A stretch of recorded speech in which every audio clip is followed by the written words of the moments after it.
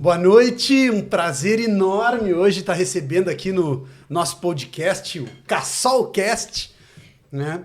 O Leonardo Eloá, que já trabalha com a gente há muito tempo, que tem muita experiência com pós-operatório, que acabam sempre dando uma assistência, e mais do que essa assistência de fazer a drenagem, orientar do dreno, da malha, as coisas do pós-operatório, uma assistência emocional para o paciente, porque a gente sabe que os pacientes, no pós-operatório imediato, ali naqueles primeiros dias, principalmente nos primeiros 15 dias depois da cirurgia, o paciente está super sensibilizado e está meio à flor da pele, e às vezes coisas pequenas incomodam muito, e o paciente eventualmente abraça a gente e chora, porque ele está trazendo outras coisas emocionais que não tem relação direta com a cirurgia, mas por ele estar muito sensibilizado, acaba tudo isso vindo à tona. E, obviamente, por vocês estarem mais próximos do paciente e fazendo as drenagens às terças, quintas e sábados, então estão vendo o paciente várias vezes na semana, estão conseguindo entender e pescar essas necessidades emocionais que existem nesse pós-operatório imediato. Então, o nosso bate-papo vai ser um pouco sobre pós-operatório e sobre esses cuidados, mais do que os cuidados físicos, né, que o paciente tem que ter no pós-imediato. E também tem uma coisa, a gente vê como uma coisa, tá super sensibilizado o paciente, isso é uma coisa ruim.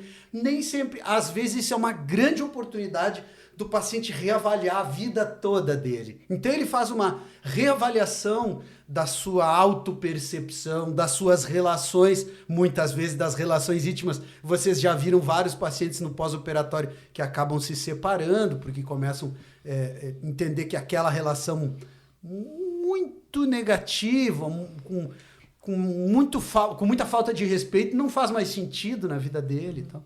Então, várias dessas coisas vocês já puderam experimentar e viver junto com os pacientes.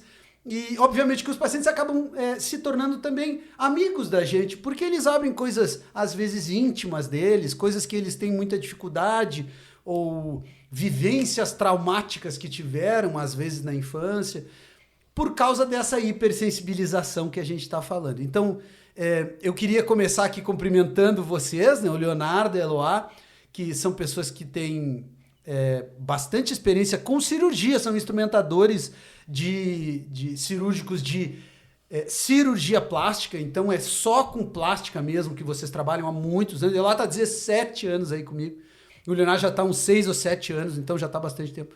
E a gente obviamente tem um número de cirurgias grande, e vocês têm a possibilidade de experimentar, né, e de se treinar nesses anos todos com todo tipo de situação. E isso é extremamente louvável, né? É uma coisa muito, muito gratificante. E às vezes eu queria parabenizar, inclusive, vocês, porque talvez vocês até nem saibam desses skills, como é que se diz, essas habilidades que vocês têm, emocionais, que vocês acabaram sendo forjados na vida prática, né? Não tem aquele cursinho que fez, ou não tem uma graduação em psicologia, ou um curso de terapia, enfim, mas acabam aprendendo, né, a ter essa sensibilidade e manejar isso. Eu queria começar fazendo uma pergunta específica aqui para o Leonardo, né, dessas coisas que talvez sejam as coisas mais importantes, assim, Leonardo, do pós-operatório imediato, assim, falar um pouquinho então sobre hidratação e como que a gente sabe se o paciente está hidratado ou não, falar sobre o posicionamento do paciente. O paciente tem que estar confortável para conseguir dormir bem à noite. O paciente precisa ter um entendimento de que ele mexer com a panturrilha é mais importante que usar a meia, que usar anticoagulante, que fazer caminhadas e usar a bomba que a gente usa durante a cirurgia, né? Um aparelho que bombeia as pernas ativamente durante a cirurgia. Talvez isso seja mais importante, a movimentação, a caminhada, do que todas as outras coisas, inclusive medicações que a gente usa. Então fala um pouquinho sobre esses cuidados básicos do pós-imediato, que são talvez coisas que vão mudar completamente o curso do paciente, né? Bom, eu acho que assim, uma das coisas mais importantes na questão de hidratação é a gente avaliar o paciente na primeira contato com ele com a drenagem ali. Né? Então, o paciente ele vem após mais ou menos 3 dias na primeira drenagem. E dentro disso, por que eu falo que é tão importante o paciente fazer as drenagens aqui com a gente? Né? Comigo e com ele lá. Porque o nosso cuidado vai um pouco além de uma simples massagem, né? Que as pessoas usam. Ah, drenagem eu posso fazer em qualquer lugar. Né? Então, a gente tem um olhar mais... como que eu posso dizer? Mais refinado e cuidadoso para algumas coisas. Uma delas é a questão da desidratação. Então, a gente faz muitas lipoaspirações, né? Então, tem bastante lipoaspiração, é um pouco do carro-chefe aqui da clínica, né? Então, a gente começa a ter um olhar mais clínico para algumas coisas. Então, por exemplo, a gente consegue ver, por exemplo, as mucosas. A gente vai conseguir ver na questão labial do paciente, a gente vai conseguir ver na pálpebra do paciente. A gente pode também ver as questões clínicas mesmo de queda de pressão. O paciente vem aqui, a gente inicia a retirada da cinta e o paciente já tem uma queda de pressão ali, só de retirar a cinta. Né? Então, essas são algumas coisas básicas que a gente já consegue notar que o paciente precisa de hidratação. Então, o paciente precisa fazer uma hiperidratação. Então, o paciente precisa tomar mais de 2 litros de líquido, mais de 2 litros de água por dia ali. Então, precisa. Ah, eu não consigo, Léo, beber 2 litros de água. Né? Geralmente, mulher tem um pouco dessa dificuldade. Acho que o homem tem um pouco mais de facilidade. O homem bebe bastante, né? Mulher tem essa dificuldade natural ali, por ser mulher. Então, o que a gente pode fazer? A gente pode adequar essa hidratação. Então, pode sujar a água, colocar limão, espremer um limão na água, espremer uma laranja. Pode usar isotônico, Gatorade, suco natural, sem açúcar. Então, assim, tem várias formas da pessoa estar se hidratando, né, e estar cuidando dessa desidratação no pós-operatório. Aí você falou da desidratação e falou sobre... Panturrilha, segundo o coração, bombear o sangue de volta pro coração, né? Panturrilha. Isso é uma coisa interessante. Lá no hospital, quando o paciente vai ter alta, passa a fisioterapeuta Elaine lá no quarto. Então, isso é até bom que os pacientes que vão estar vendo agora estar bem atentos a essas informações que a Elaine vai passar lá no hospital. Ela vai dar uma série de exercícios para o paciente fazer, tanto respiratório quanto motor. Então, o paciente precisa estar bem atento. Às vezes, pode ser que ela passe lá e o paciente ainda esteja um pouco sonolento. Então, às vezes, também é importante ali o marido, ou a mãe, ou algum parente que esteja com esse paciente, esteja atento a esses exercícios que vai ser passados lá. Então, para a panturrilha, a Elaine vai passar alguns exercícios. Por exemplo, o exercício da máquina de costura, que é aquele exercício onde a gente faz a gente empurra, né? Até na academia tem. A gente empurra ali a máquina para poder fazer esse exercício, exercitando a panturrilha para poder fazer retorno venoso. Então é muito importante o paciente ali, quando estiver deitado, já está bastante tempo deitado, está com dificuldade de se levantar, não esquecer desses exercícios. Isso vai ajudar além do uso da meia, né? E também tem um cuidado básico que a gente passa para o paciente, que é elevar os membros. Né? Então é importante o paciente estar muito tempo deitado, eleva um pouco os membros, né, inferiores. Então, eleve esses membros acima ali da linha do coração para que possa fazer esse retorno venoso, desinchar, melhorar a circulação e assim por diante. E o sono? Isso. Comentar sobre o sono. O sono. Dormir acho que é uma coisa fundamental. Né? Eu acho que é uma das coisas que os pacientes mais têm dificuldade. Por conta de dor, por conta de incômodo, por conta de posição. Né? Então, assim, aqui na clínica, a gente adota uma questão mais liberal nesse aspecto, em questão de deixar o paciente um pouco mais à vontade nessa questão de posicionamento. Então, após 3, 4 dias, a gente libera o paciente para se posicionar um pouco de lateral, né? Um pouco de lado, para que também melhore um pouco esse sono, para que ele consiga realmente dormir, né? Porque realmente... Mais qualidade de sono, né? Porque dormir de barriga para cima realmente é muito difícil. Né? Então o paciente passa 1, 2, 3 dias e aí o paciente começa a não conseguir mais dormir naquela posição. Então a gente dá essa liberdade de o paciente mudar um pouco de decúbito, né? De lateralizar um pouco o corpo para poder ter um melhor sono. Né? E o que eu acho mais interessante, se o paciente tem essa dificuldade, trazer também pra gente. Né? Às vezes a gente pergunta, a gente tenta saber alguma coisa, mas é muito importante, se o paciente tem essa dificuldade, que o paciente traga isso para que a gente possa encontrar algum meio de dar uma assistência, ajudar, dar alguma orientação, alguma dica, né, para que facilite isso e que ele consiga dormir. Ele dormindo melhor, o paciente consegue ter um pós-operatório mais tranquilo. O paciente não dorme, aumenta os níveis de cortisol, o paciente fica altamente irritado, estressado, isso atrapalha a cicatrização, né? Então é muito importante que nessas primeiras semanas a gente consiga ir adaptando algumas coisas, né? Então não dá pra gente passar todas as informações possíveis, né? Então dentro dessa primeira semana realmente é a semana de adaptação. Então a gente vai dando uma dica, vai adaptando alguma coisa, incrementa alguma coisa, então a gente vai colocando coisas, tirando coisas. Isso aqui tá incomodando, vamos tirar. Isso aqui tá atrapalhando. Ou isso aqui tá ajudando, vamos colocar. Então a gente vai se adaptando a cada paciente, que cada paciente realmente é único. Uhum. Tem até um áudio que eu gosto muito de mandar para os pacientes, e a gente, como equipe, né, encaminha para os pacientes, que é um áudio do Alexandre Magno, que é um terapeuta, e um áudio de auto-hipnose que ajuda no relaxamento e ajuda a induzir o sono sem precisar ficar tomando medicação para induzir o sono. Não é que os pacientes não possam tomar, né? PATs ou Pasalix, ou até um benzodiazepínico, se precisar.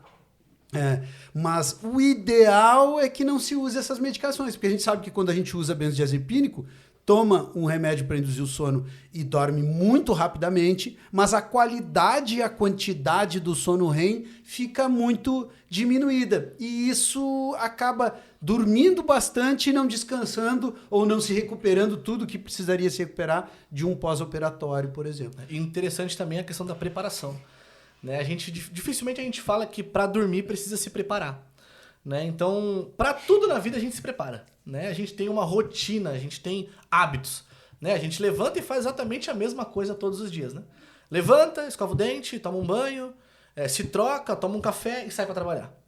Para dormir a gente não tem um hábito, né? A gente vai seguindo o curso da vida. Volta de um dia estressante de trabalho, chega em casa, tá com a família, assiste televisão até tal hora, fica mexendo no telefone, aí chega a tal hora que você fala, bom, agora eu vou dormir. Aí você bota o telefone para carregar, deita e tenta dormir. Você não faz uma preparação mental disso, né? Então é muito importante isso também. O paciente ter essa ciência. Meia hora, 40 minutos, 1 hora antes de pensar em dormir, já começar a preparar a mente para isso. Né? Então, deixar o telefone um pouco de lado, deixar essa televisão, essa série, essas coisas todas que aumenta aquele nível de ansiedade, aquela coisa toda. Né? Então, começar a fazer esse processo, esse retrocesso. Né? A gente faz isso para acordar e para dormir a gente tem que começar a diminuir isso. Luzes, né? Então, quando o paciente se prepara, o paciente começa a ter um melhor sono também. E cuidar também a última refeição do dia, né? Não dormir, janta e vai dormir, vai deitar. Para também não dormir com o estômago cheio e também não conseguir relaxar, né? E um ponto importante ainda sobre o sono, os pacientes, eles querem dormir no sofá porque é mais confortável e às vezes não. Às vezes o mais confortável é dormir na própria cama, coloca a travesseira ali embaixo das pernas, mais travesseiro na cabeceira, enfim. E não tem essa necessidade de dormir no desconforto do sofá. Ou até mesmo muitos pacientes, eles entram em esses aplicativos de pós-operatório, tem grupos de pós-operatório, e aí eles falam para alugar cama hospitalar. É muito desconfortável, muito perigoso também. O paciente, às vezes, está sozinho em casa, não tem algum acompanhante, e aí essas camas normalmente são altas. Então, uma coisa que parece que vai ajudar, não vai ajudar, vai dificultar ali o pós-operatório. Não precisa alugar cama hospitalar, não precisa dormir no sofá, dormir no conforto ali da cama. Eu tô dormindo na sala porque eu não quero subir escada. Isso aí que eu ia falar. Pode subir escada. Então, assim, é importante mexer as pernas, é importante... Não precisa subir correndo as escadas, mas pode subir aos poucos, devagarinho, eventualmente até com auxílio. Mas esse subir e descer todos os dias as escadas é uma coisa que pode ajudar muito no negócio da circulação do sangue nas pernas, né? E acredito também que mais importante que nós damos esse suporte para o paciente do pós-operatório é o familiar. Vejo, assim, os esposos que acompanham as pacientes aqui nas drenagens. Nossa, o companheirismo deles, a paciência deles com as pacientes, né, em casa, é muito importante. Infelizmente, nem todo mundo, né, lá tem essa rede de apoio adequada, né? Eventualmente, às vezes, as mulheres cuidam dos filhos, cuidam da casa, trabalham fora e o marido não participa de nada, né? Ou já são separados e não tem o marido, enfim, e não tem ninguém para ajudar. Então, acaba, eventualmente, ficando sem essa rede de apoio no pós-operatório, o que é uma coisa que traz mais ansiedade, que deixa sobrecarregado o paciente no momento que ele poderia estar mais tranquilo, né? E tá aproveitando esse portal de hipersensibilidade que a gente falou antes, né? Para se reavaliar, para se sentir mais, né? Mas estando com um monte de coisa em volta, com filhos e com outras coisas para conseguir resolver sem uma rede de apoio adequada, isso também prejudica, né? E o paciente pode se preparar também antes da cirurgia, com esses afazeres de casa.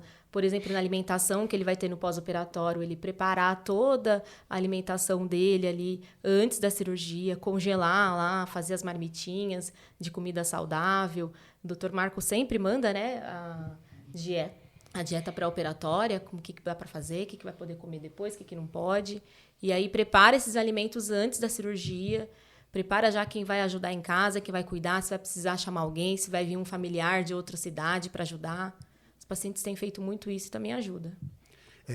Uma coisa bem importante, lá, que a gente até vê com uma certa frequência alta nos pacientes, é os pacientes terem perda de cabelo, uma queda de cabelo, que eventualmente já até existia um pouco antes, e que se aumenta muito, sabe? E se intensifica muito no pós-cirúrgico, assim. E isso é uma coisa que se vê infelizmente, com muita frequência nos pacientes, né? Sim. A gente até estava comentando outro dia, né? Doutor, tô perdendo cabelo. Então, não tá se nutrindo. Não, tô me alimentando direitinho, tô saudável. Não tá se nutrindo, porque senão não ia ter essa queda excessiva de cabelo. E isso é muito delicado, Eló, porque as pessoas pensam que porque elas estão obesas, elas estão bem nutridas, e essa relação muitas vezes não existe. O paciente é obeso e desnutrido. Ou porque o paciente é muito magrinho e então ele está desnutrido. E às vezes esse paciente super magro tem uma alimentação muito adequada, ele tem uma alimentação com poucas calorias, mas cheio de nutrientes. Então, vou explicar um pouquinho isso aí. Nutrientes e calorias, né? Uma alimentação com muitos nutrientes é uma alimentação muito rica em legumes, em frutas, em verduras. Então, as vitaminas e os sais minerais que são muito importantes para ter essa nutrição, a gente está falando do cabelo, porque incomoda horrores as mulheres o cabelo. Qualquer coisa que perca cabelo incomoda muito. Mas isso vale para qualquer paciente no pós-operatório, porque a demanda de nutrientes é muito maior no pós-operatório do que na vida normal. Está refazendo tecidos, está precisando cicatrizar, então está com uma demanda de vitaminas, sais minerais, aminoácidos e, enfim, de todas as necessidades nutricionais aumentadas. E muitas vezes a pessoa que, por exemplo, está comendo farinha e açúcar, come bolacha, come pão, come macarrão, come coisas doces, está com uma quantidade de caloria enorme, mas infelizmente os nutrientes estão diminuídos. Pode fazer suplementação quando está perdendo cabelo e tem algumas cápsulas, né, de polivitamínicos prontas, mais específicas para o cabelo. A gente tem vários tratamentos lá, mas um deles é uma cápsula, né, que a gente dá para os pacientes e pode dosar de acordo com a necessidade de cada um, com silício, outras coisas lá e vitaminas. Mas isso não é o mais importante. O mais importante é que o paciente tenha uma nutrição adequada, uma alimentação adequada. E que no pós-operatório... mas é muito fácil pedir pizza e comer hambúrguer e pedir uma teleentrega todos os dias de alguma coisa. E hoje é muito fácil, depois da pandemia, fica uma facilidade, né? iFood. A gente abre o iFood e tem quase tudo que possa sonhar no iFood ali, né? Para pedir. Com muita rapidez e facilidade. Mas, infelizmente, a maioria das vezes isso não é isso para uma exceção, tudo bem. Mas para a rotina do dia a dia do pós-operatório não é o adequado. Então esse paciente, ainda que esteja no pós-operatório, ele pode ainda ter restrição calórica, ele pode ainda fazer uma dieta com uma caloria reduzida, mas com um índice altíssimo de nutrientes e de proteínas. Ele precisa de aminoácidos. Então, assim, ter uma dieta muito variada, né, que tenha muitas fibras, que tenha legumes, verduras, frutas variadas, né? Isso é muito, muito saudável. Implementar, para quem já não implementou no pré-operatório, o consumo de probióticos, pré e probióticos. Então, isso aí que a gente está falando da alimentação, e o Leonardo citou bastante aqui sobre hidratação, né? O paciente está fazendo bastante urina, então se ele está urinando bastante bem clarinho, está bem hidratado. Isso é bem importante, é um ponto importante. Mas tem um outro ponto que também é muito importante, que é esse paciente prestar atenção ou demandar uma atenção redobrada para a alimentação. Tem pessoas que vivem a vida abaixo de carboidrato, sabe? E não é que carboidrato não possa comer carboidrato, mas no pós-operatório, o ideal é que esse paciente tenha uma diminuição dos carboidratos e um aumento importante das proteínas, né? E isso vai ajudar muito. Inclusive gorduras boas, né? Vai interferir totalmente no processo de cicatrização. Exatamente. Não só no processo de cicatrização, como no inchaço. Aquele paciente que está consumindo muita farinha e muito açúcar, ele vai estar mais inflamado, mais inchado. O paciente vai ter seroma no pós-operatório, aí vai demorar mais tempo para a gente poder retirar o dreno. Então, assim, pós-operatório, processo de cicatrização e recuperação depende totalmente da parte nutricional, hidratação e sono. Muito importante. E hoje a gente tem a Patrícia aí no consultório, né? Então, sabe tudo, né? De alimentação. Nutricionista funcional, integrativa, uma pessoa super qualificada, tem nosso nutrólogo, a nossa psiconutricionista. Então, a gente tem uma equipe para dar suporte e que prepara os pacientes maravilhosamente. Os pacientes conseguem emagrecer 10, 12, 15 quilos antes da cirurgia e vão para a cirurgia mais bem nutridos do que eles estavam antes, quando estavam acima do peso. Emagrecimento com saúde, né? Saudável, emagrecimento saudável. E ela tá fazendo um trabalho diferenciadíssimo, né? Que ela tá fazendo essa preparação e esses dias ela veio aqui ver alguns pacientes, né? Sim, veio conversar. Ela veio ver como os pacientes estavam, como estava o processo de cicatrização. E ainda foi ali e puxou a orelha de algumas ainda sobre alimentação. Olha, que eu acho que tô vendo aqui tua pele, tua cicatriz, você não tá fazendo os cuidados, né? Sim. Aí alguns pacientes ficaram meio assim, tá vendo? Mudamos até nosso protocolo de exames pré-operatórios para poder saber se o paciente está indo nutrido para a cirurgia. Isso é bem importante. É isso aí. Elá, fala um pouquinho sobre o manejo do dreno. O dreno no pós-operatório é meio que o pesadelo dos pacientes logo depois da cirurgia. É uma coisa muito estranha ficar com um coletorzinho com sangue ali dentro, porque para eles uma gotinha de sangue num balde d'água fica tudo vermelho, né? Aquele negócio vermelho ali é sangue. Se tá vermelho é sangue. E isso deixa o paciente muito angustiado, né? Todo mundo que... Claro, pra gente que tá numa rotina de bastante experiência com o pós-operatório, acha isso uma coisa, né? Assim, faz parte da rotina. Mas, infelizmente, para os pacientes não é a realidade deles, né? E eles ficam apavorados com o dreno. Então, assim, manejo do dreno. Fala um pouquinho pra gente sobre as coisas do dreno, sobre um coágulozinho no dreno que obstrui o dreno. O paciente não tem noção dessas coisas, né? Então, assim, o dreno é muito importante para nós profissionais, né, do pós-operatório. Agora, para o paciente, é uma coisa que parece que é desnecessária, ele não vê a hora. A gente fala, quanto tempo tirar o dreno? 3 dias? 1 semana? Não, de 10 a 15 dias.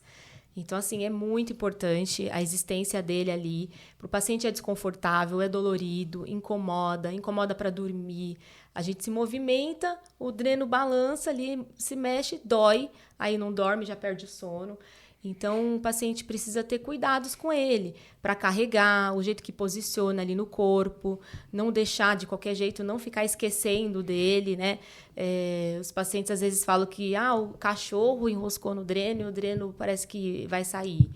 Enroscou na cadeira. Então, tem que ter cuidado com ele. Ele é dolorido, mas ele é importante. Precisa ter higienização, muito importante ter a higienização dele. A gente fala para os pacientes não lavarem dentro, mas por fora precisa estar bem higienizado. E o paciente evitar movimentar ele, tá sempre fazendo o vácuo dele. Muitos pacientes chegam no pós-operatório, esse dreno não está funcionando, já tem que tirar, mas aí a gente vai ver ele tá sem vácuo, né? Ou então tá com coágulo dentro. Tem uns videozinhos que o Leonardo fez, né? Explicando como que desobstrui esses drenos. É muito importante. Ele tá funcionante ali no pós-operatório. Não é só ficar com ele lá 10 dias. Primeira semana de cirurgia vai no primeiro retorno.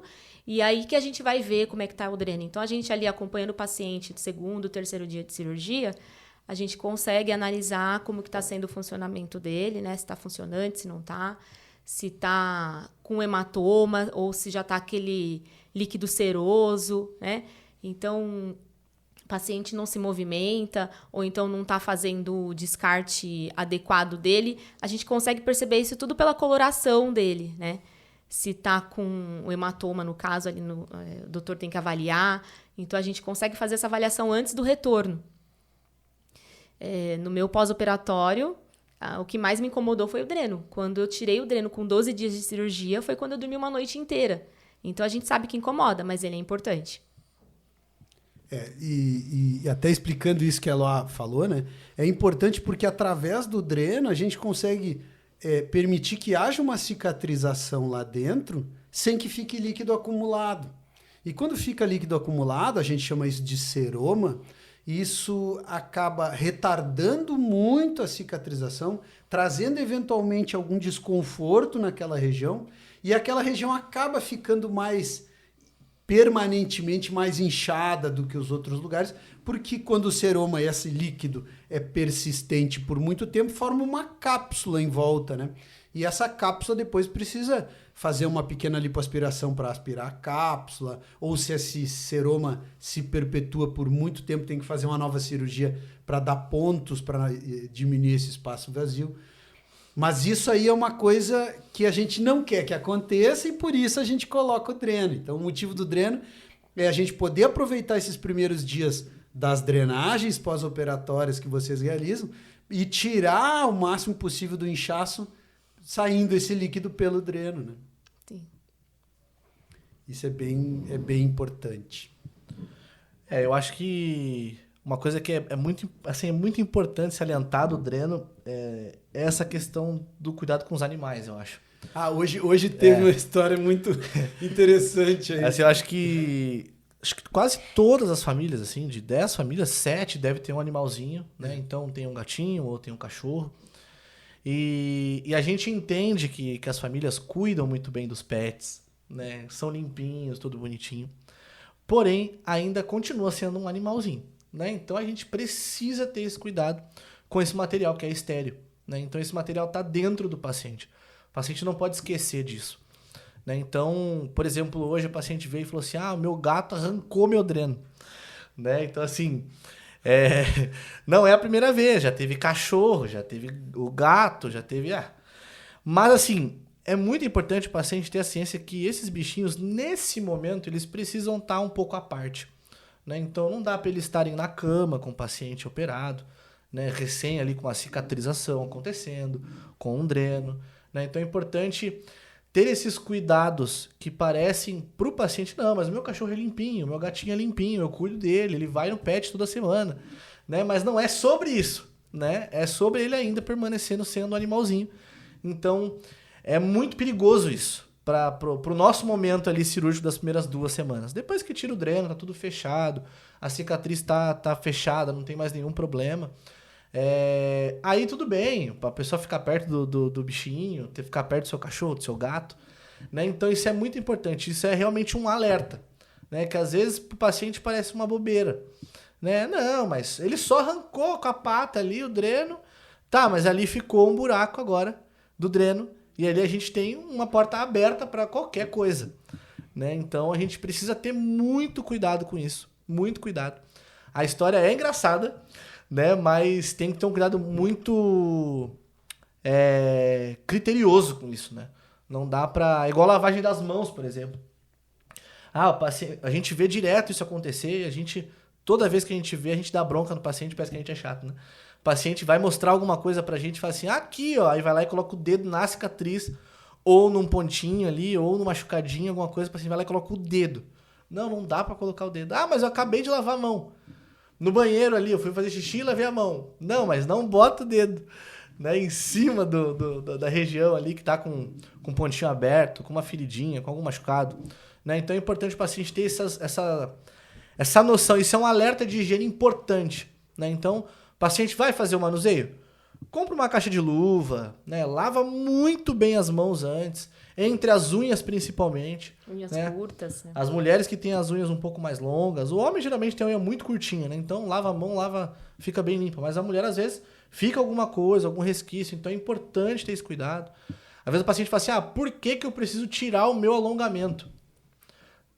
Tanto para o momento cirúrgico como para o pós-cirúrgico. Né? Às vezes a gente não fala disso, a gente fala que é só para o momento cirúrgico, mas não é. Às vezes o paciente tem uma unha de 1 centímetro, 2 centímetros, então para o pós-operatório, o paciente fazer um curativo em si próprio ali, manusear ali a ferida, o paciente precisa ter esses cuidados, né? Precisa estar com a mão bem limpa, precisa estar entre as unhas bem limpa. Então, são coisas aí em alerta com respeito ao dreno que são muito importantes. Né? E o Léo falou sobre higienização. É muito importante também o paciente entender que ele pode tomar banho e deve no pós-operatório. Mas minha amiga operou e falou que não pode tomar banho durante 1 semana. Ou então só posso tomar banho depois que passar no retorno com o doutor, que é mais ou menos 1 semana de cirurgia. Então, não, o paciente deve tomar banho, deve higienizar a região dos cortes, deve lavar, fazer movimento circular, água, sabão. Nunca passar álcool na ferida. Mas bebezinho a gente limpa com cotonete, álcool 70, umbigo. Então eu vou limpar o meu umbigo também com álcool 70. Nunca. Vai queimar ali a região, né? Vai machucar e aí sim vai ter um problema. Então é muito importante a higienização do paciente, banho no pós-operatório. É isso aí que ela estava falando da higiene do umbigo, e já aconteceu algumas vezes aqui com a gente sempre orienta, né? A gente manda uma sequência de vídeos, aí ela estava falando que os vídeos que o Leonardo fez, né? Dando as orientações sobre tudo isso que a gente está falando. Mas sobre o negócio do álcool é complicado, assim, porque as pessoas acham, passei álcool na mão, então minha mão tá totalmente estéril, eu vou ficar limpo, então eu quero limpar o meu corpo todo, eu vou passar álcool na mama, no abdômen, no umbigo, para limpar bem esse umbigo aí, né? Então, isso é uma coisa bem complicada, porque vai queimar a pele daquela região, né? Vai cauterizar, a gente chama esclerosar. É como se queimasse os vasinhos daquela região. Então, mesmo que a pele não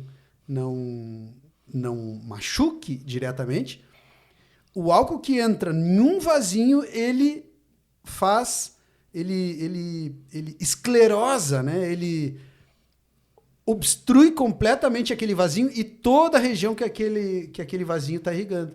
Então, às vezes, pode dar uma necrose por causa disso, né? E, enfim, o álcool não é uma boa opção para o pós-operatório imediato. A gente tem até um caso da paciente dentista, que eu estava fazendo pós-operatório, e aí ela teve um pontinho, machucadinho no abdômen. E assim, o Dr. Marco avaliou, eu estava junto. 1, 2 semanas, né? Isso aí vai estar tudo resolvido, bonitinho. Continua fazendo a higienização básica, né? Tranquilo. E aí ela voltou daqui 2 semanas, a ferida estava maior. Nossa, que era bem pequenininho, estava um pouquinho maior. Aí a gente começou a tentar vasculhar alguma coisa, a gente descobriu que ela estava passando água oxigenada na ferida. Né? E às vezes a gente pensa, mas é dentista, mas é da área é médica, né? A gente já operou algumas médicas e tal. E independente, né? Naquele momento, aquela pessoa é o nosso paciente. Né? Então, ela precisa falar para nós o que ela está fazendo. Então, eu até falei para ela, não, mas por que você não perguntou? Não, mas eu trato lá dos meus pacientes, eu passo oxigenada. Não, mas lá é uma coisa, aqui infelizmente é outra, né? Agora a gente vai ter que remar agora contra isso daqui. Agora para imediatamente isso daí, né? Não passa mais a oxigenada, né? E tem alguns pacientes que acreditam realmente nisso, né? Vai ficar muito limpo se eu passar antisséptico, álcool. Sal? Sal. Jogar sal na ferida. Sal? Não. Jogar sal. Então é complicado, porque aí a gente sabe que vai dar uma isquemia ali, uma necrose, né, daquela pele, né? Tem algumas coisas caseiras que a gente orienta o paciente, por exemplo, fazer o chá de camomila, para fazer compressa fria, para desinchar, né? Mas precisa perguntar antes, precisa seguir a nossa orientação, perguntar se pode, não pode. Isso é bem importante. E às vezes os pacientes ficam preocupados, mas eu não tenho que passar nada na minha cicatriz, ficar fazendo curativo. Não, o próprio corpo deixa ele trabalhar, deixa o sistema imunológico, o processo de cicatrização. Às vezes, tem que passar Nebacetin, tem que passar Dersanin. Não passa nada, deixa seu corpo trabalhar e você vai ajudar como? Na nutrição, né? Na hidratação, numa boa noite de sono. Então, às vezes não precisa nada, só se cuidar. E às vezes o paciente tem vergonha de perguntar, né? Eu já vi alguns falar, não, mas eu não queria incomodar o doutor, não queria incomodar vocês no sábado, e aí eu fui lá, vi um vídeo e fiz. Né? Então, assim, eu costumo dizer que na dúvida, pergunta. Né? Na dúvida, hoje tem até mais uma pessoa que está ajudando a gente, que é a Natália também, nova instrumentadora da equipe, né? Então, nós somos em 4 no grupo hoje, né? Nós temos um grupo com o paciente, o doutor, eu, a Eloá e a Natália ali à disposição para responder as dúvidas dos pacientes. Então, assim, na dúvida, tá com dúvida de alguma coisa? Pergunta. Pode perguntar que a gente está ali para isso. Ou o doutor vai responder, ou eu respondo, ou a Eloá responde, ou os 3 respondem ao mesmo tempo, mas alguém vai responder ali a demanda, né? O paciente sempre vai estar com esse suporte aí no pós-operatório. Leonardo, eu queria que tu falasse um pouquinho sobre uma coisa que é muito frequente no pós-operatório, não nesse pós-operatório imediato, mas que é uma constante do pós-operatório e que os pacientes ficam muito inseguros em relação a isso, que é fibrose na cirurgia. Isso pode acontecer nas lipoaspirações, pode acontecer nas abdominoplastias, eventualmente numa mamoplastia maior, que aqui na lateral a gente precisa tirar muito tecido e tal. Essa região que tem muitos linfáticos aqui da axila, eventualmente pode dar um pouquinho de fibrose. Então, fala um pouquinho sobre essa fibrose, que o mais comum é na lipo, né? E como que a gente pode fazer o manejo disso. Porque os pacientes ficam apavorados com aquela região que está dura. E a gente fala, né, que calma, que aos poucos isso vai melhorar, naturalmente tudo vai se adequar. Algumas coisas podem ajudar, outras podem piorar, mas calma que tudo se acomoda. Fala um pouquinho então pra gente sobre fibrose. Fibrose é o temor de todo mundo, né? Eu acho que é o temor dos pacientes e é o temor de quem trata, né? Mas eu costumo dizer para os pacientes que toda lipoaspiração tem fibrose, porque fibrose é cicatriz. E por dentro de toda a região lipoaspirada está acontecendo um processo cicatricial. Né? Então, claro que o paciente não consegue enxergar isso, ele só enxerga quando tem uma fibrose palpável para ele notar que tem uma cicatriz ali por dentro do corpo dele. Né? Então, eu costumo dizer isso para os pacientes, olha, você vai ter fibrose, mas a diferença é que nós vamos tratar a tua fibrose. Então, o paciente não precisa ter medo da fibrose. Ele precisa estar com um bom profissional para que esse profissional consiga tratar isso de forma adequada. Né? Então, desde o início, a gente consegue saber, por exemplo, regiões que vão ser propensas a ter. Né? Então, por exemplo, flancos, que é a região que a gente talvez mais faz a lipoaspiração, para poder deixar uma cintura mais fina, para poder afinar mais. Então, ali é uma região que geralmente fica muito endurecida. É a região que o paciente mais tem dor.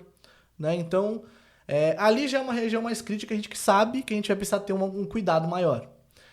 Perto das axilas, perto do interno da coxa, que são regiões que estão perto ali dos linfonodos, estão perto de regiões linfáticas.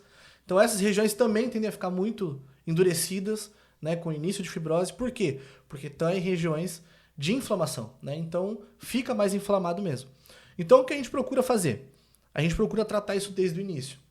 Então, eu costumo dizer que o nosso trabalho aqui no meio do Eloá é um pouco diferente dos demais. Né? Por quê? Porque hoje é muito vendido uma drenagem indolor.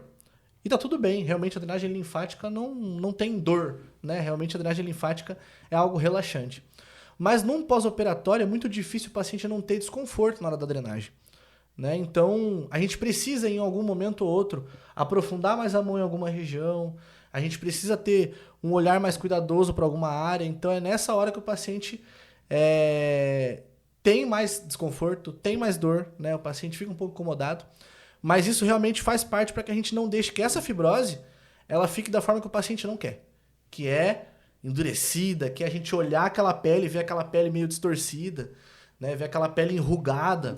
Né? Então, a gente precisa ter esse cuidado já inicial. Né? Então, inicialmente, a gente já tem que ter esse olhar para essa fibrose. Claro que a gente tem outras formas. Dá para a gente usar ultrassom, dá para a gente fazer ozônio, dá para a gente fazer outras formas de terapia para poder ajudar a incrementar esse tratamento. Né? Mas eu acredito que o que mais tem resultado como tratamento para o pós-operatório em fibrose é fazer uma drenagem bem feita. Né? Então, quando a gente faz uma drenagem bem feita, a gente consegue ter um bom resultado. Né? Então, o paciente não precisa ter esse temor mórbido. Né? Então, o paciente vai ter, mas ele tem que entender que esse processo vai passar. Né? Então, vai fazer ali de 10 a 15 sessões. Pode ser que, se isso for... se isso ter se intensificado muito, talvez faça 20 sessões, 25. Acho que isso está dentro de um ideal, de um pacote legal para o paciente fazer. Quando é uma lipoaspiração grande, quando o paciente tem uma fibrose importante. E saber que isso leva tempo. Né? Eu costumo dizer para o paciente acredita que quando o doutor faz ali, talvez a última sucção da lipoaspiração, fechou o pontinho e acabou a cirurgia. Né? Mas ali somente começou o processo. Né? O doutor ele só fez o início do processo para que a gente pudesse tratar, para que o paciente pudesse depois treinar, o paciente pudesse se alimentar direito, o paciente pudesse fazer todo esse trabalho desse outro 50% depois. Né? Então, o trabalho só começa depois que a cirurgia acaba. Né? Então, o paciente entende que isso leva um pouquinho de tempo, isso leva de 4 a 6 meses para se resolver bem, e tratando direitinho isso se resolve bem. É por isso que, para tratar mesmo a fibrose, a gente começa as drenagens precocemente, 2 dias de cirurgia, quando o paciente está no auge da dor. Então, a gente tratando aquela região precocemente vai dificultar aquela fibrose lá na frente, que é o que incomoda elas, né? E a gente concentra bem a drenagem nas regiões que foram operadas, né? Esse paciente, mas não vai fazer drenagem dos pés, né? Para cima, nas mãos. Não, a gente concentra o nosso tempo ali na região onde o paciente realizou a cirurgia. Isso é importante, né? Na questão funcional, né? As 5 primeiras sessões que está aqui dentro do pacote do paciente é pela questão funcional. É para que o paciente fique bem. Né? Então, a gente está aqui para resolver um problema do dreno, para resolver uma cinta que está machucando e orientar o paciente. É fazer uma drenagem bem feita. É drenar um seroma. Identificar, né?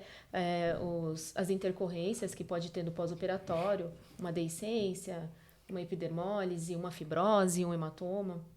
Então, acho que é isso. Nosso olhar clínico para essas 2 primeiras semanas são muito importantes para que o paciente tenha um bom pós. Né? E até falando sobre a fibrose ainda. Mas o que é a fibrose? É tecido cicatricial e tal. Por que isso fica duro? Porque é um acúmulo de cicatrização, né? Tem ali a célula lá de fibroblastos, né? Então, elas ficam todas juntinhas ali, acumuladas ali, juntas, e aí fica aquele duro que o paciente apalpa, o paciente não consegue ali nem que toca naquela região, fica muito endurecido, né? E aquilo ali, pra gente poder soltar ali, pra gente poder amenizar aquele duro ali, a gente faz realmente manual mesmo, né? Então, faz movimentos ali contrários de uma mão com a outra ali, então realmente dói, não é nada confortável fazer essa questão de fibrose, tratamento de fibrose, né? Realmente, quando é só um abdômen, uma mama, a drenagem é muito mais tranquila, o paciente não tem tanto desconforto como na lipo. A lipo é bem mais dolorido.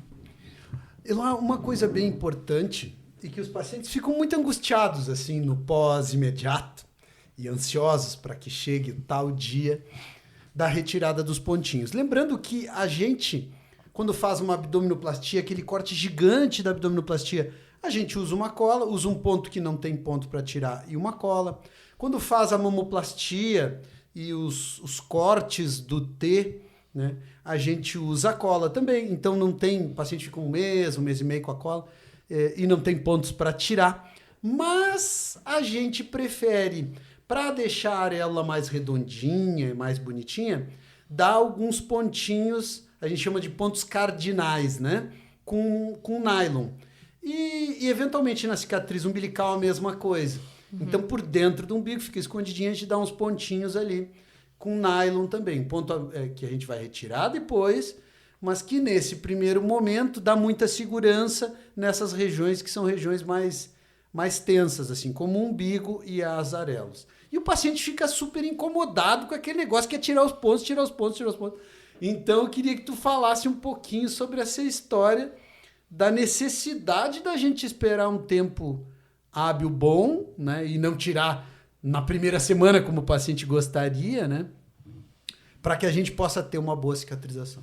Normalmente, protocolo de pontos são retirados de 7 a 10 dias. Em qualquer lugar, em qualquer hospital que você vai, é isso. Mas na plástica, as regiões operadas são regiões com muita tensão.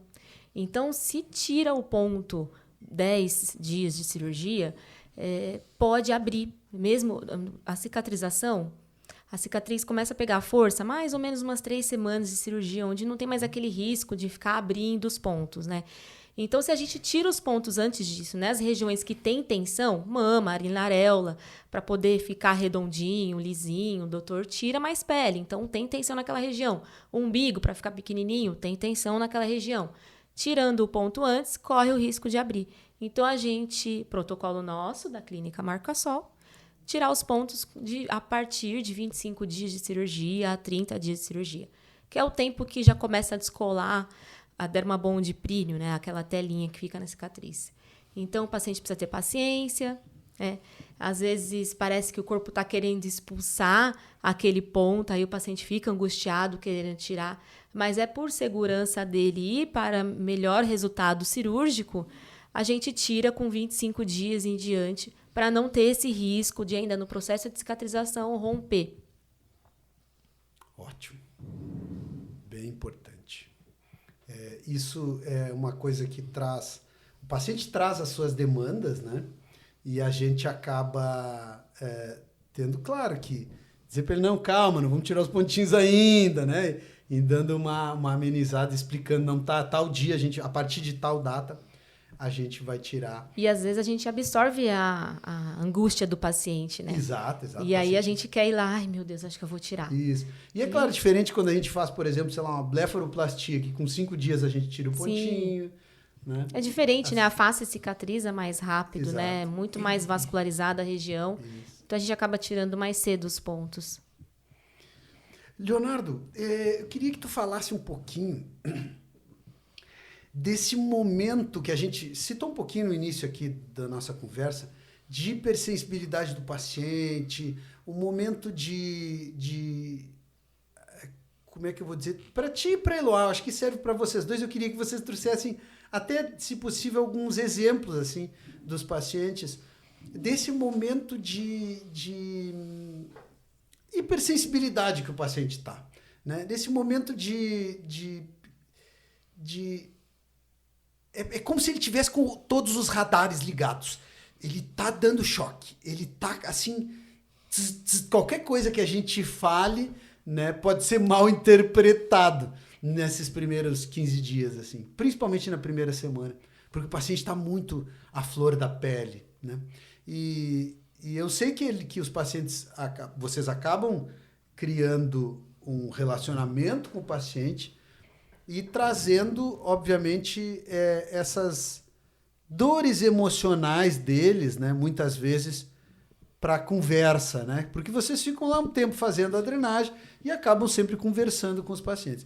Então, eu queria que vocês trouxessem um pouco da experiência de vocês, ou até trouxessem alguns exemplos, casos, sei lá, alguma coisa desse tipo, para exemplificar isso que eu estou falando, da hipersensibilidade ou desse à flor da pele que os pacientes ficam no pós-imediato.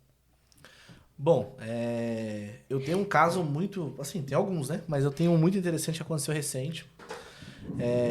Às vezes as pessoas elas têm muito aquilo na cabeça de quem faz plástica é por luxo, ou por questão vulgar, ou porque quer um peito assim, ou porque quer um bumbum assim, e coisas do tipo, né? Mas a gente vê que tem causas assim muito nobres e sentimentais, né? Então, uma paciente recente agora, ela vem em drenagem e tal, e eu geralmente sempre pergunto, né? Eu sempre pergunto da família, eu faço questão de saber a história do paciente. Com que o paciente trabalha, se é casado, se não é casado, quanto tempo casado, como conheceu, como foi, quantos filhos, o nome dos filhos, né? Então eu faço questão de saber um pouco de tudo da história do paciente. E essa paciente, eu perguntei, né? Falei, você é casada? E aí ela virou pra mim e falou assim, eu sou viúva. Perdi meu marido faz 1 ano. Exatamente 1 ano. E eu fiz essa cirurgia justamente porque a gente estava programando de fazer no ano passado. Ele queria que eu fizesse. E ele faleceu. E aí eu fui mais a fundo, né? Eu queria saber. Eu falei, mas o que aconteceu, né? Foi alguma doença, alguma coisa? E ela virou pra mim e falou assim...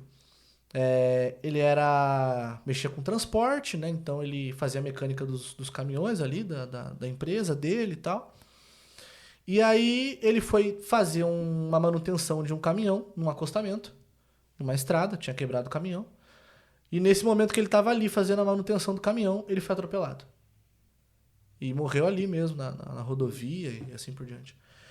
E eu senti, assim, a dor dela em cada palavra que ela me falava. Porque 1 ano, né? Então ela tá ainda sobre esse luto. E ela diz pra mim, né? Olha, ainda tô sobre esse luto. Mas como era um sonho meu e dele, eu estou fazendo esse esforço de estar aqui fazendo essa cirurgia. Para mim está sendo uma realização de um sonho. Eu acredito que da onde ele esteja, né? Cada um tem a sua fé e tal. Mas acredito que da onde ele esteja, a energia dele e tal, eu sei que ele está feliz porque ele sabe que eu realizei esse sonho. Né? A gente teve 4 filhos, era 3 ou 4 filhos juntos. Né? Tudo grandão aí, acompanha ela aqui na drenagem quando vem junto.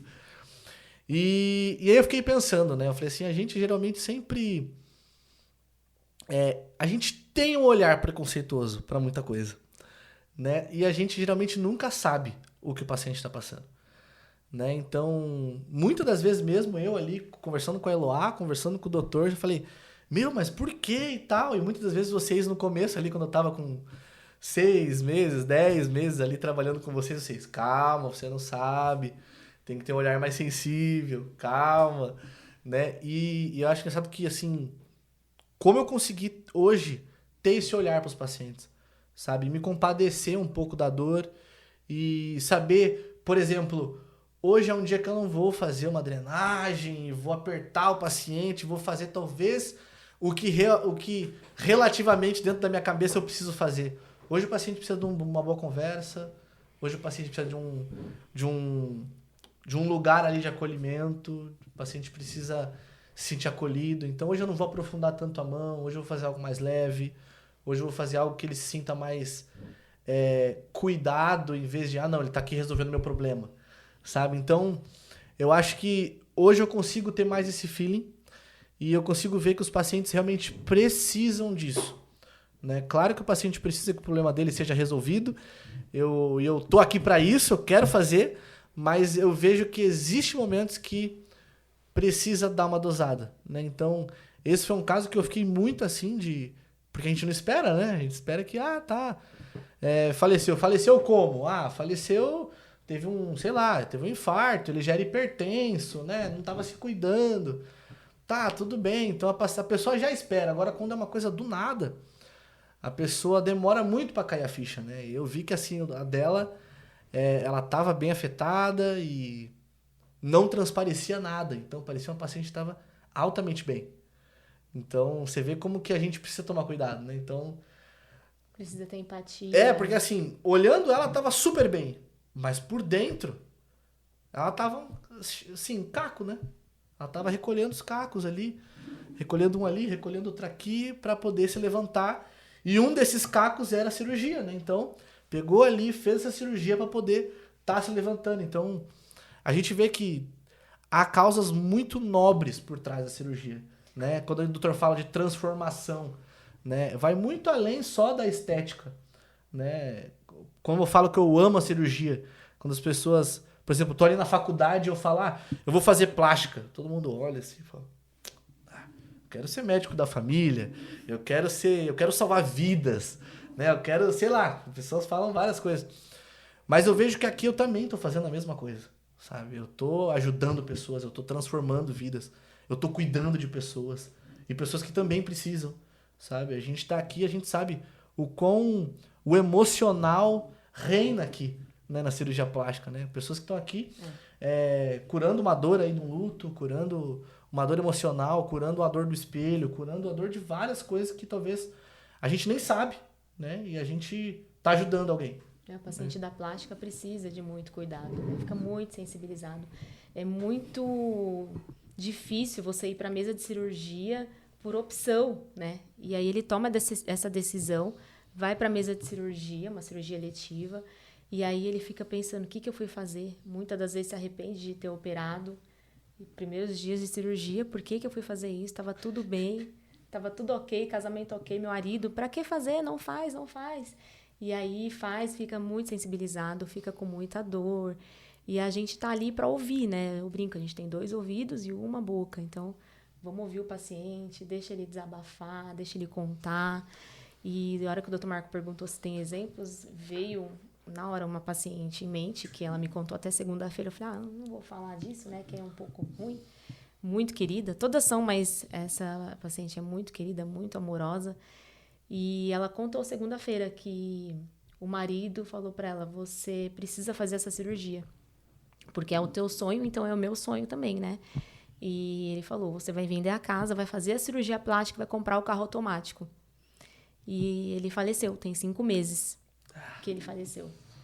E aí o irmão dela veio e falou para ela, faz a cirurgia que eu vou pagar. Ela fez a cirurgia, agora tem 10 dias de cirurgia. Tá contente, tá muito bacana a cirurgia, fez abdômen, umbigo lindo, tá tudo, amando tudo, né? Graças a Deus tá tudo bem. E ela tá muito feliz, porque mesmo o esposo não tá aqui, ela realizou esse sonho que era deles, né? Então, o paciente tem esse sonho, o marido tem junto. Mas também é importante, Léo, acho que você deve ter pegado muitos casos de paciente que estão um pouco angustiados, porque às vezes não queria nem ter operado, mas o companheiro insistiu que fizesse aquela cirurgia. É muito pouco casos que a gente tem assim, né? Muito pouco, graças a Deus. Sim. Mas tem uns que... E aí ficam colocando, às vezes, defeito na cirurgia. Às vezes eu percebo essas situações quando eu chamo o paciente para entrar para a sala e aí eu falo, quer entrar junto? Não, deixa, ele vai ficar aí, ele me espera aqui. Então eu já percebo que é paciente que quer conversar, não quer que tenha outra pessoa ali, aí quer desabafar. E a gente está ali para acolher, para ouvir, para ter empatia. Se plástica pós-operatório faltou empatia, então não tem que estar na plástica. Eu já vi todo tipo de marido, né? Eu já vi marido muito bom, sabe? Aquele marido que apoia mesmo, que tá ali segurando a mão ali, em cada dor que o paciente tá. Já vi esse tipo de marido que é bem ruim, né? Esse marido que fica criticando, que fica usando palavras ruins, tá vendo? Olha, pra que você foi fazer isso? Tava bem, olha lá, tá vendo?